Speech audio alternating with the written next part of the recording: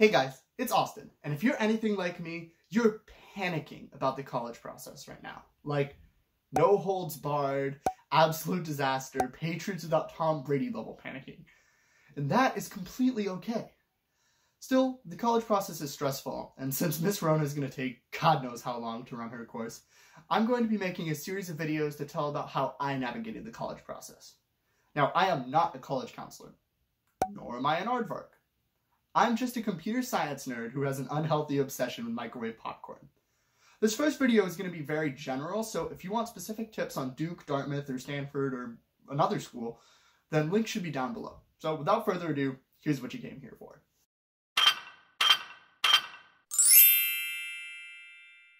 Well, I'll cover the schools that I got into, my grades and GPA, the classes I took, the test scores that I had, my extracurricular activities, my awards, and some final thoughts and advice for all of you guys. So the times to skip to certain parts will be listed here. However, I recommend that you do not do so because my application is as a whole.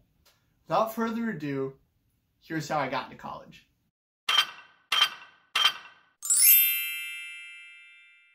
So I applied to 20 schools, of which I was admitted to 10, waitlisted at 6, and rejected from 4. Sorry guys, but I don't have a college reaction video purely because I thought they'd all be rejections, but apparently they weren't. So I was lucky enough to be admitted to Stanford, which I will be attending in the fall, Dartmouth, Duke, the Carnegie Mellon School of Computer Science, Rice, UMichigan, USC, RPI, Northeastern, and Boston University. The schools I was waitlisted at were Caltech, UChicago, Cornell, Brown, Harvard, and UCLA. And the schools I was rejected from were UC Berkeley, MIT, Yale, and Princeton.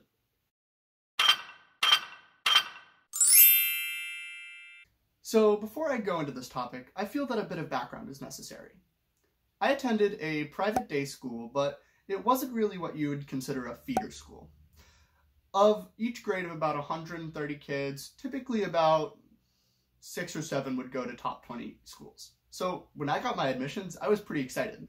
Now, I was mostly an A/A- student when I was at Thayer, save a couple of B+ in AP Chemistry. I am not good at chemistry.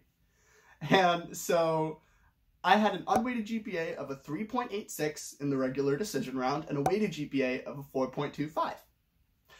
Now, my school doesn't rank, so I don't know my class rank for sure, but it was somewhere around 4th out of 131 kids. Now, you may have been under the impression that to get into a top-tier school, you need to be valedictorian. That's just not true. Yes, grades are the most important thing in your college application, but a good transcript will only get your foot in the door. It's up to the rest of your application to help you step through it.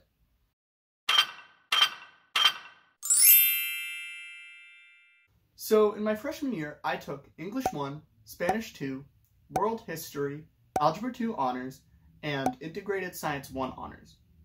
In the summer in between my freshman and sophomore year, I actually petitioned the math department with my friend Sanansa to see if I could take their summer geometry course, and they accepted.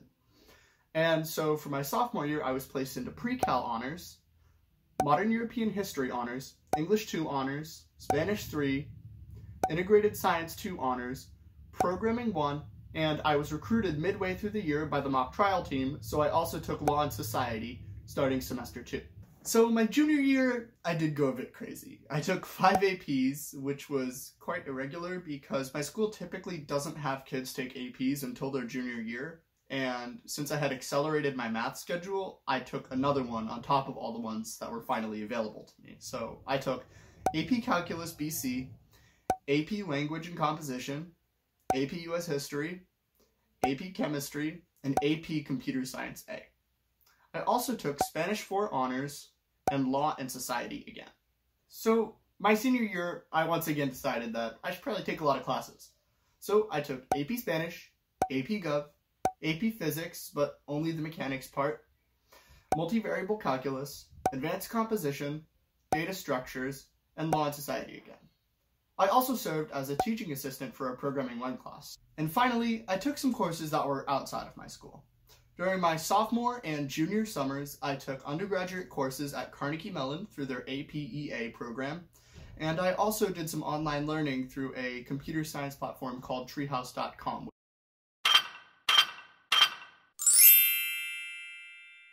So now the thing that most of you are probably here for, test scores.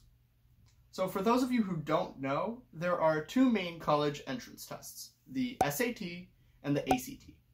Typically, kids in the East and West Coast take the SAT and kids in the middle take the ACT, but you should take whichever is better for you. Personally, I'm better at the SAT, so I took it 3 times, earning a 1540, a 1560, and a 1520 respectively. The SAT also offers smaller exams called SAT subject tests, which test your knowledge in a specific subject, like the name implies. And on those, I scored a 720 in US history, a 790 on math 2, and an 800 on chemistry. Finally, I was able to take AP tests, which are tests at the end of an AP class that allow you to earn some college credit. And on all of those, I scored a 5. Also, if any of you guys know what the AMC is, I scored an 82.5, which for my school is pretty good, but and the college admissions overall isn't great. So if you're applying to top engineering schools, rest assured, you absolutely do not need a 150 on the AMC to get in.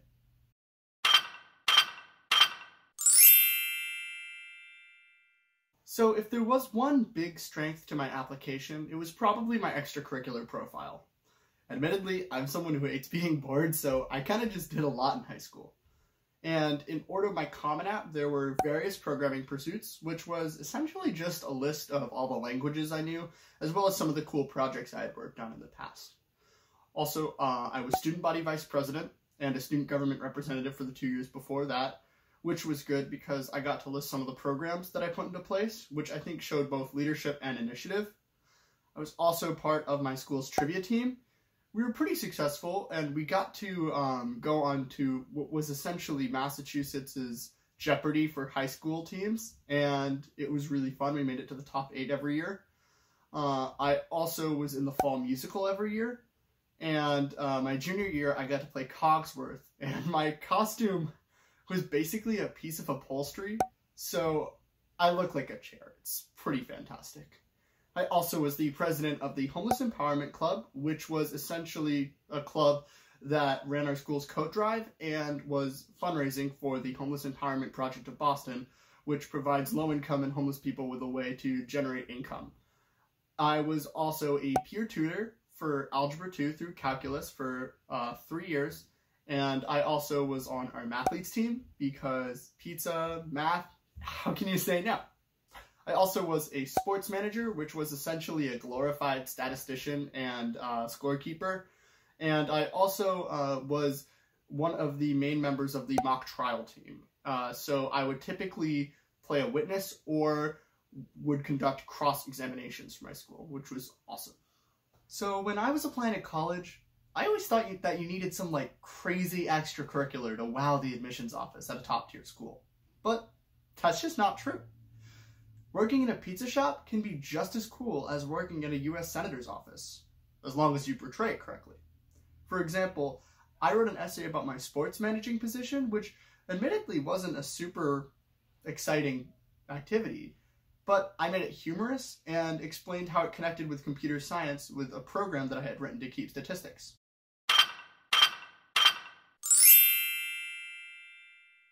So I had won a few awards in high school. Some were school-sponsored and some were extracurricular-sponsored. The first one I had won was I was Massachusetts state champion in a computer science competition called the American Computer Science League. It was pretty cool. It was basically you had to study 12 areas of math as well as do 4 programs, and I ended up achieving a perfect score on the season, so I won the state championship. And I also placed fairly well at the Nationals, which was in beautiful Wayne, New Jersey. So I had some fun with that. I also won the Dartmouth College Book Award at my school. It's basically the one given to if someone is in like the top 10 of the grade and in a leadership position, they typically get that award. I also had won the Special Historian Award for 10th grade history. My friends Garner and Jackson, which was pretty great, purely because we would always share history memes with each other, and my history teacher probably enjoyed that quite a bit. I also won my school's computer science award, and I was a national merit finalist, which was kind of funny because I actually didn't really study for the SAT. I studied for the PSAT because I wanted to get national merit, and that just kind of directly translated. So if you are a early junior or late sophomore, I highly recommend studying for national merit because you can get some crazy scholarships.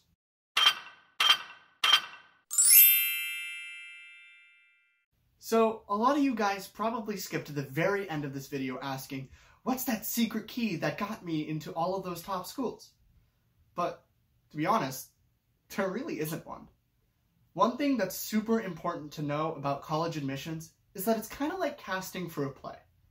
Sometimes you're going to fit the role they need in the class, and sometimes you're just not. Colleges aren't focused on trying to admit the most qualified applicants. They're trying to build an amazing community. And with that said, I have a few tips. So the first thing I would say is to read 2 books. The first one is called A is for Admission. It's by a former Dartmouth admissions officer, and she does a really good job explaining the college process as a whole. It gives you a window into who gets in, who doesn't, and why. The second book I would recommend you read is called On the College Essay. Not only is it really funny, the former Brown admissions officer who wrote it does a fantastic job explaining kind of how a college essay should be structured and what makes a good essay, a bad essay, a mediocre essay, and what you should do and what you absolutely should not do. The second tip I would give is actually from that second book I mentioned, On the College Essay. You should be incredibly authentic in your essays. The admissions officers are really only going to know what you tell them in the essays, so make sure to show off all cool parts of yourself. And when you write an essay, you'll know it's done because you should be able to leave it in a public space without your name on it, and have one of your friends pick it up and read it and be like, I know exactly who wrote this essay. It'll make you a stronger applicant because it will fit with your profile as a whole better. Third, I would use the additional information section at the end of the Common App. Personally, I put 5 math jokes and a nice little note to my admissions officer, and I think it made a difference. They're human after all, and they like that personal touch. So whether you're explaining some extenuating family circumstances or just want to say hi, feel free to do so. And finally, please, please, please be yourself in the process. You're going to read all these things on College Confidential or r/Applying to College saying, this is exactly what the school likes. That is just not true. Colleges are trying to build a diverse community. They're not trying to admit all the same applicant because, frankly, that's boring. And if you're trying to pretend to be this perfect applicant that you think all of the top colleges will want, guess what? So are the other 20,000 people vying for that same admission spot. You're going to get rejected. You are far more interesting than any applicant you could ever pretend to be. And my admission success was directly correlated to how authentic I was and how much I showed on my application of myself. I recommend that you do the same. So with all that being said, thank you guys so much for watching this video. If you liked it, feel free to leave a like and subscribe. And if you have a good math joke or just have a question for another video, feel free to leave it as a comment down below. Also, if you'd like me to give some essay advising, feel free to email me at austintheaardvark@gmail.com. So anyways, have a nice day, and thank you all for watching again.